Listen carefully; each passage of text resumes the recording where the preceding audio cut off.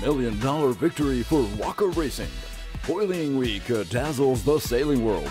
Marc Turner on the new Dutch Challengers at the VOR. And now, in the newsroom, here is Andi Van Zyl, NC Sports. Plunge into the action.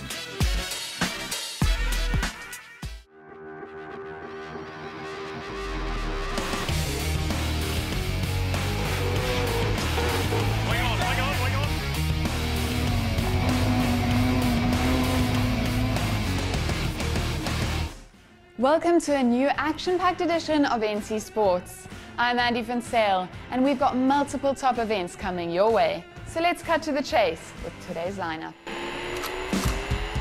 And the $1 million cash prize goes to Phil Robertson.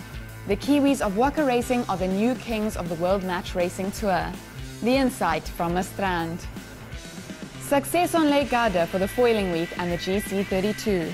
ETNZ's Glen Ashby on tilt explains. Close call, dramatic collision for Pierre Casiraghi and sailing's top pro photographer Carlo Borlenghi.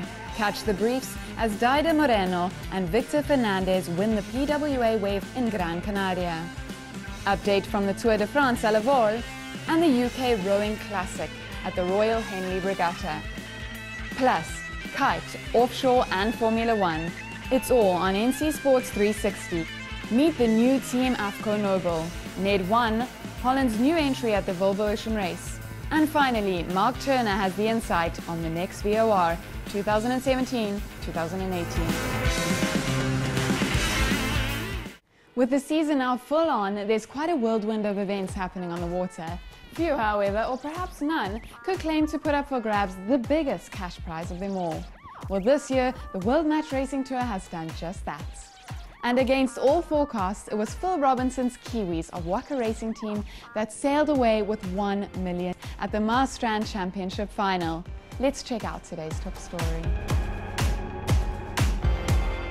25 knots blowing on a choppy course in Marstrand, the best in the business on the M32s, and $1 million cash prize. The World Match Racing Tour delivered a sensational 2016 final last Sunday.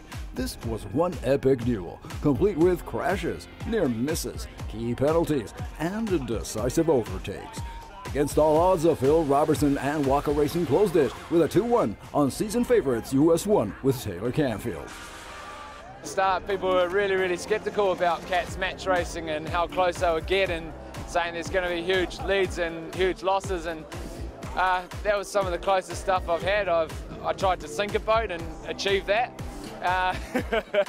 Yeah, so that obviously wasn't part of the plan, but hey, we were inches apart there around the course, and that was some big breeze out there, and we're pretty much out of control 70–80% of the time there, especially going downwind, and to be swiping across each other's sterns all the time was a little bit scary, but hey, you have to do it at the top. So you put two good teams in Cats and the match racing is going to be fantastic. €1 million. I mean, not bad for a weekend's work, right, Jero? Welcome, thank you for joining us. So the Kiwis just surprised us all. Hello, Andy. Absolutely, somebody's partying big time down in New Zealand.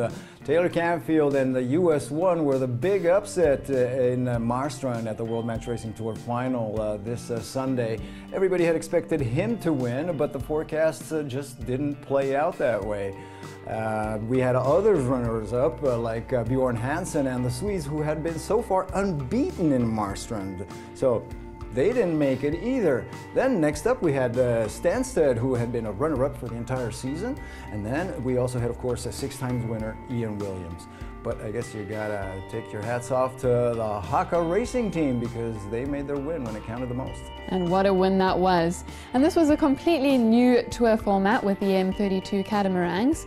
And many were quite skeptical about this transition to the multi-hulls, fearing that they would lose that, close quarter battle at the end. But this doesn't seem to be the case at all.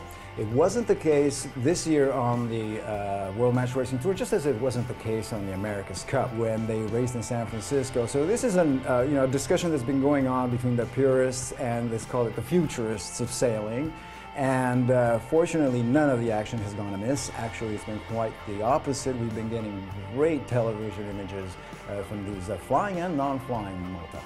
Yeah, it's certainly making competition much more exciting, I think. We even saw the Tour de France go multi-hull. We'll update you with that shortly, but they're not foiling it, unlike the foiling week that we've just seen happen in Lake Garda last weekend. An excellent event, a fantastic event, the Foiling Week 2016. It's not just an event, it's almost like a think tank where there's forums, racing, boat testing, and basically where all the research and development of the new foiling revolution is actually happening. So sailors, designers, constructors, manufacturers, parts makers, they all get together and they sort of share things and in a very, very open way, not a lot of secrecy going on there. And they are basically, you know, creating the ladder to the evolution of foiling. Yeah, well, I feel like everyone's just waiting to see what they can foil with next. Let's check out this recap from Marc Turner, including some special insight from America's Cup skipper Glenn Ashby of ETNZ, a winner with the Swiss team Tilt in round 2 of the GC32 Racing Tour.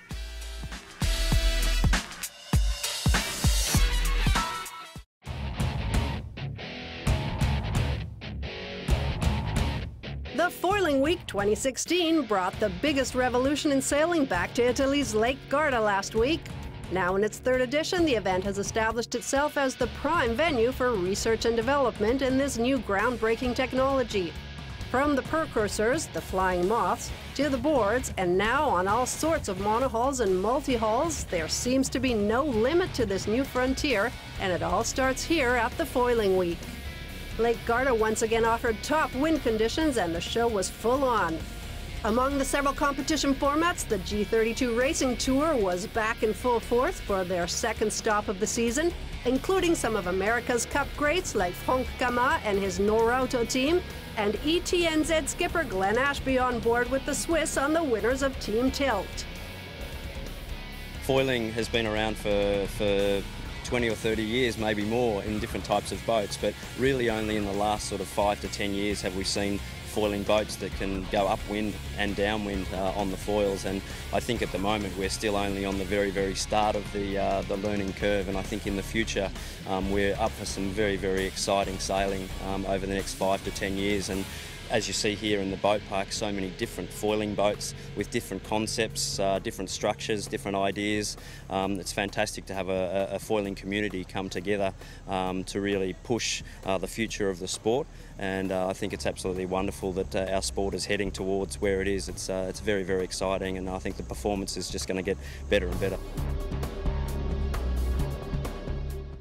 Well, Gero, Glenn Ashby, Frank Hamas and all the teammates certainly could not miss this foiling week. I mean, if you're a pro, you can't miss the foiling week. And these guys, of course, are also on the GC32 Racing Tour because they just can't get enough regattas at the America's Cup. So these are obviously very valuable tactical situations. Now, the good news is for the United States because the foiling week is now moving to Newport, Rhode Island in September. So American fans, American foiling enthusiasts, the pro sailors, designers, manufacturers, they're going to get to see this event and also see where foiling is going to go from here on. One thing we did see in Lake Garda, Gero, is that foiling is really bringing up concerns of safety. Let's have a look at this clip that was posted onto Facebook.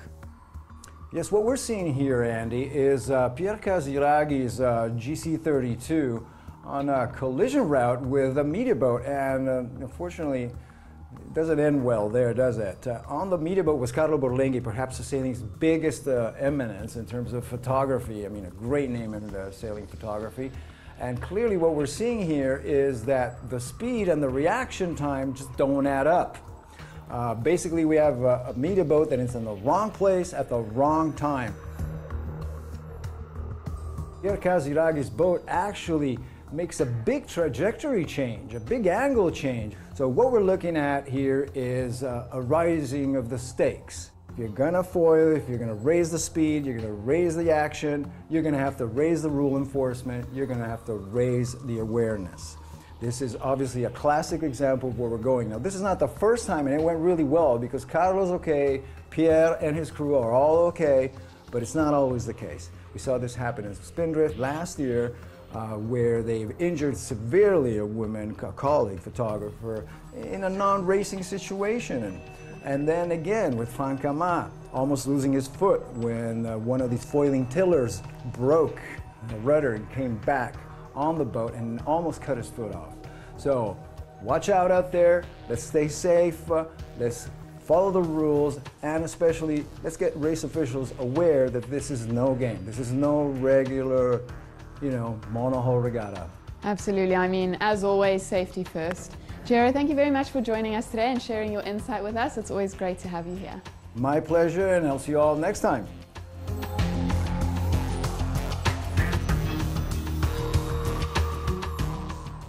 Spanish riders rule on their own waters at the PWA's Gran Canaria Wind and Wave.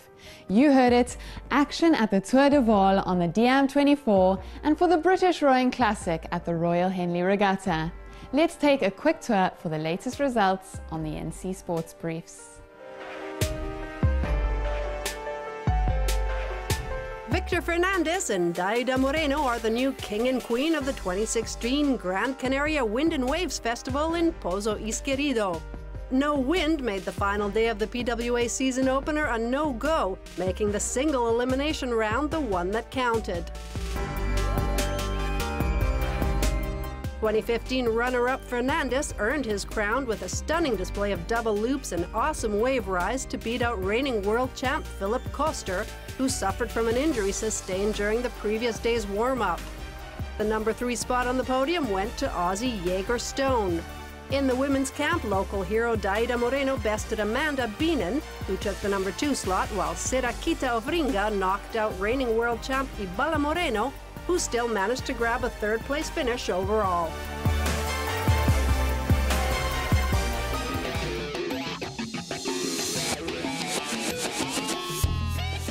With the first 2 acts in Dunkirk and Dieppe in the books, the Tour de France à la Voile is now moving from Roscoff to Baden in the Gulf of Morbihan. Mixing inshore racing with coastal raids on the new DM24 trimarans, the French Classic is offering major action for television and shoreside fans. Currently fighting for the overall lead in this Atlantic stage are Lorena Lemonade, Crédit Mutuelle Bretagne, Grandeur Nature Véranda, with Coved, France Jeune, and Natixis also in close pursuit. The fleet of 24 racing in this 2016 tour will be transferred by land for the Mediterranean stage next week.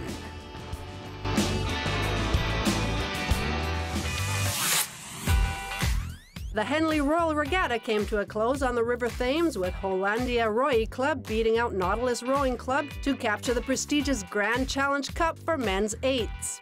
In the women's quadruple scull, Leander Club beat Akademiński Związek AWA Warsaw to capture the Princess Grace Challenge Cup, while Clare's Court Boat Club defeated the Windsor Boys School in the junior quadruple scull to win the Folly Challenge Cup. Edinburgh University A triumphed over Newcastle University in the Prince Albert Challenge Cup in the men's 4+, while Thames Rowing Club beat out the University of California, Berkeley in the Visitors Challenge Club in the men's 4-. When we come back, Hunter Mifflin show who's boss in the Azores. Top Worldwide Events 360. Holland signs up first for the next Volvo Ocean Race. And some very special insight in the next edition with new CEO Marc Turner. More NC Sports right after the break.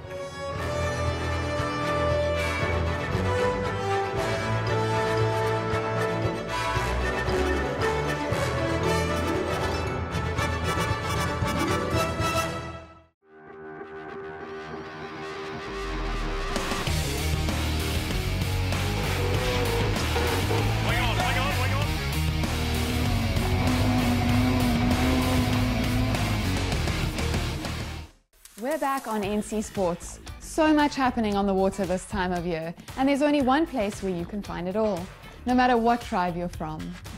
Now ongoing, kiteboarding, offshore sailing, powerboating, let's do the 360 with NC Sports.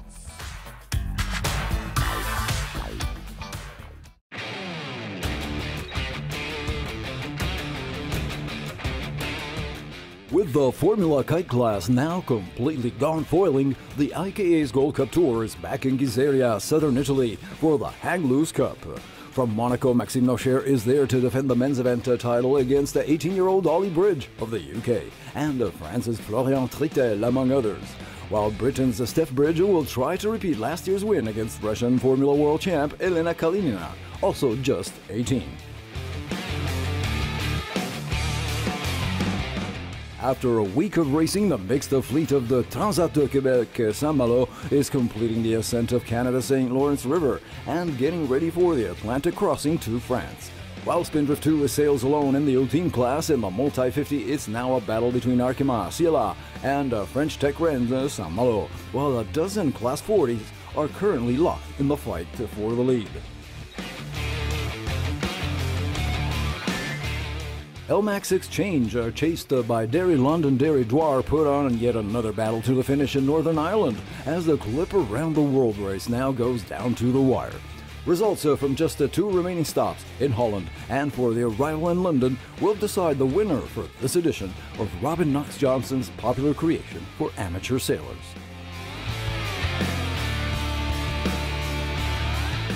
Yap, Torrente, Carrella, and the rest of the F1H2O pilots are back in Evian all its horsepower on the light single outboard catamarans that can top speeds of 100 knots. Full updates in the next SC Sports edition.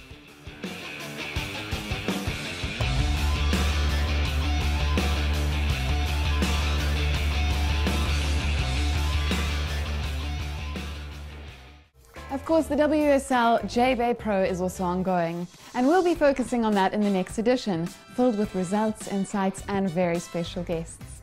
Meanwhile, back-to-back wins in Texas, and now in the Azores, Gary Hunt and Rhiannon Ifland score big and pull away on the overall leaderboard of the Cliff Diving World Series.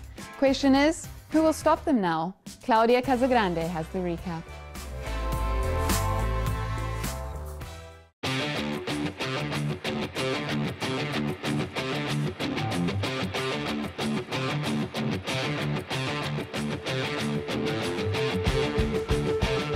Gary Hunt and Rhiannon Ifland both made it 2 in a row in the latest round of the Cliff Diving World Series on the Portuguese island of São Miguel. Fresh from his round 2 win in Copenhagen, the British diving sensation once again wowed spectators and judges alike as he beat out American Andy Jones, who took 2nd, and Mexico's Jonathan Paredes, who placed 3rd. Hunt now leads the series with 510 points, followed by Paredes with 460, and Orlando Duke from Colombia with a distant 270. In the women's camp, wildcard Aussie Ifland proved her win in the women's inaugural round in Texas wasn't a fluke, as she posted consistent top-tier scores. Canada's Lisanne Richard came in 2nd, followed by American Ginger Huber in 3rd. Ifland maintains her overall lead with 400 points, ahead of Richard with 250, and Australian Helen Merton in 3rd with 240. The men will meet again for round 4 in La Rochelle, France on July 26th, while the ladies will be back in action for round 3 in Polignano al Mare, Italy on August 28th.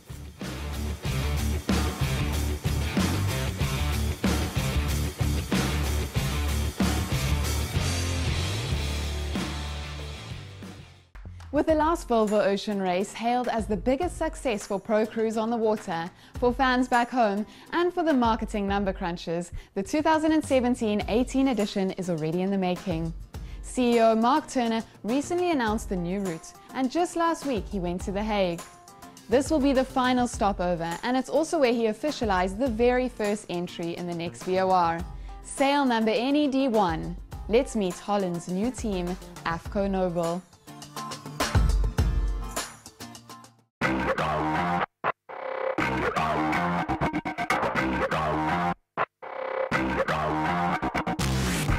The Flying Dutch are back. With 15 months to go to the next Volvo Ocean Race, Holland's Afko Nobel team is now the first official entry, kicking off its new campaign from The Hague. Holland has won the regatta 3 times, and national sailing legend Connie van Richoten remains the only one to date with 2 consecutive victories. A tough legacy for new skipper Simeon Tienpont in a country reportedly obsessed by the VOR. Sailor and a high-tech engineer, he is a talented twice veteran of the race, and now for the love of country has been reclaimed back for his 2nd America's Cup challenge, this time with SoftBank Team Japan. Well, hurt's a big thing, but of course it's been part of a team there in the last 7 months. But what's been for me very good is that the guys within team SoftBank Team Japan have been been very helpful and respecting the situation. And normally when you enter a team, you become part of a team and you want to go to the end. But everyone understands that also for the Netherlands, but personally for me as well, this is a huge opportunity for sailing and my sailing career. And so I'm very proud to stand here, even with their support as well. There we go. 1, 2, 3, go! Yes, ladies and gentlemen. Plucked away from his extreme sailing series and appointed after Knut Frotstad's retirement, Marc Turner now has a phenomenal legacy to uphold. In The Hague, he also expanded on the challenges of this new role, on upcoming teams, on the new route, and much more. Let's listen in.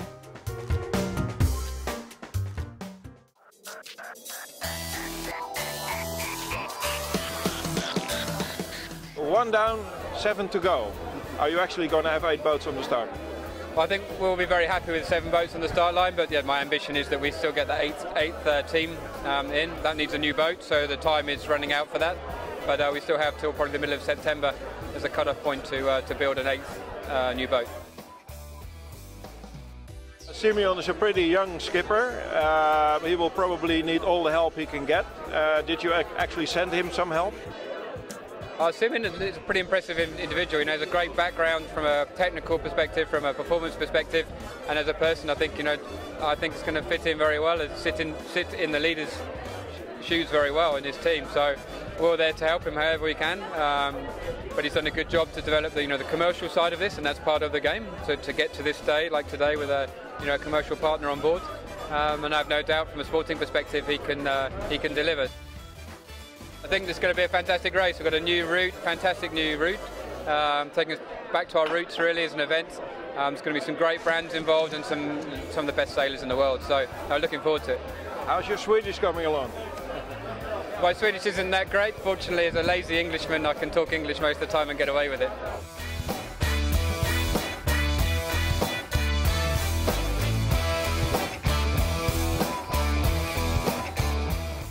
Well, there's one man with a massive task ahead, and we'll be following every step of the way to bring you extensive special coverage on the build-up towards the next Volvo Ocean Race. Next, on the NC Sports calendar, the America's Cup World Series gets ready for Portsmouth, a surf expo in Rome, and Canada hosts the last FINA swim marathon before the Rio Games.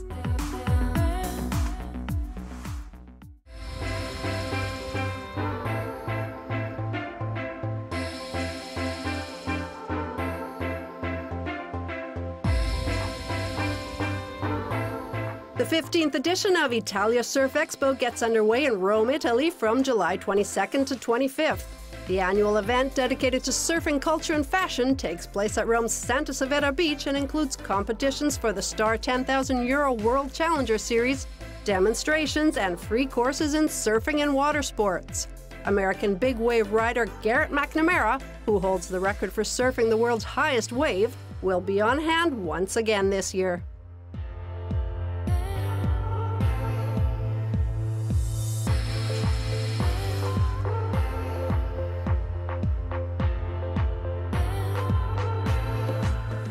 Three events on the FINA swimming calendar will take place in Lac Saint Jean, Canada this month, beginning with the Junior Open Water 1, 2, and 5K on July 23rd. The competition features participants as young as 11 years old. June 28th will see top swimmers face off in the 10K Marathon Swimming World Cup, and the Open Water Swimming Grand Prix will kick off on July 30th.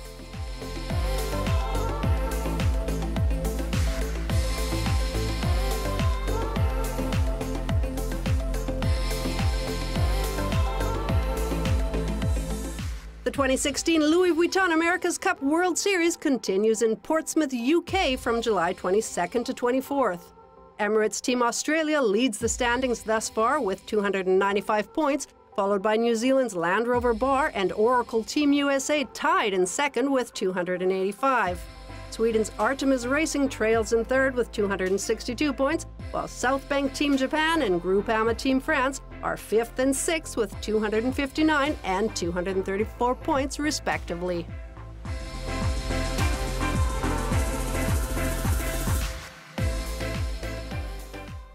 Our time's up for today's edition, but we'll be back next week with all the latest water sports news from our great blue planet. Let's keep our seas clean and stay safe out there.